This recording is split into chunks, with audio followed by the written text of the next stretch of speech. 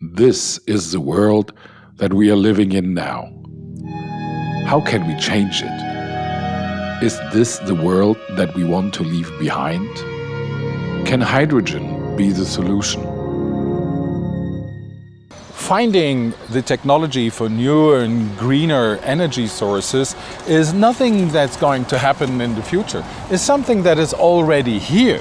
So what we need to do now is put together all the puzzle pieces that we have to form a complete picture, not only for us here, but for the entire world.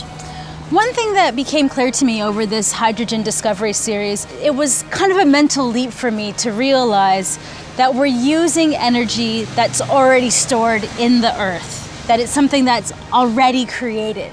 And now we've had to make the move to creating that stored energy. Exactly, but we have put the infrastructure in place with the solar farms and the wind farms and everything. So what we have to do now is to add on to this infrastructure with hydrogen. With hydrogen. Think of the offshore wind parks in Germany. These are huge wind turbines and they operate maybe 1 or 2 miles offshore. Not all of them are actually connected to the grid currently. So they're running, producing electricity, and nobody's using it. The idea would be in those locations to actually install electrolyzers to turn that fairly cheap renewable electricity into hydrogen. The resources we have today are not being used to their full potential. Hydrogen can step in here and it can focus on those parts of society that need large amounts of power. But so far we subsidize fossil fuels to have cheap energy for our needs. So it's hard for new tech to compete with a system that's been in place for 150 years. What we need from the government is a very ambitious environmental regulation. Because if we are honest, what do we observe? We observe that it is still absolutely legal to pollute. We can put CO2 in the atmosphere, we can put toxic particles in the lungs of the citizens. It is allowed. Imagine a regulation that will not be so complacent, regulation that would be much tougher in terms of environment. This would push the electric mobility, battery or hydrogen-driven cars and trucks everywhere. And this will be the best signal that governments could give in order to really promote clean mobility. We've all experienced it. How hard is it to break a bad habit? And what about making a fundamental life shift? Now imagine changing the entire energy sector. We're not just talking about a little change here or there, but a massive shift in the way that we produce and consume energy. In medieval time, they said we need to think 7 generations in advance. So everything we politically decide, every step we take will have long-during consequences. This is the case for hydrogen. As we have, unfortunately, not electrified the world in the 20s of the last century. We knew about hydrogen already, but oil, gas were cheaper. We failed to do something for our next generations. I believe that hydrogen will play an important role in our future energy system, both in Germany but also worldwide. If we want to do the energy shift, we have excess energy which is extremely cheap, produced from renewable energies in certain times of the year.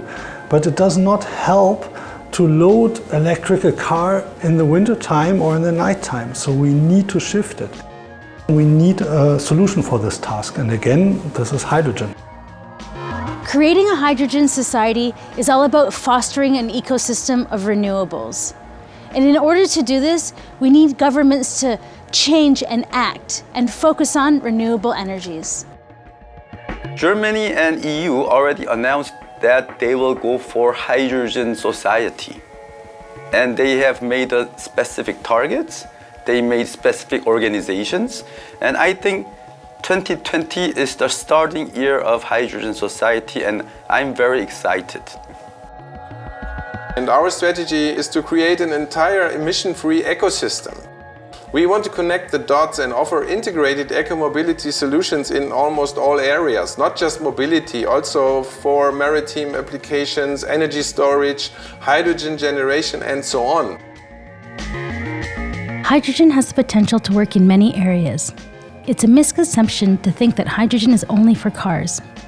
We will need hydrogen for sectors that are now heavily dependent on fossil fuels, like ships, trains, and airplanes. We will also need to shift power-hungry industries like steel and cement away from coal and nuclear power, so we can really achieve a green society.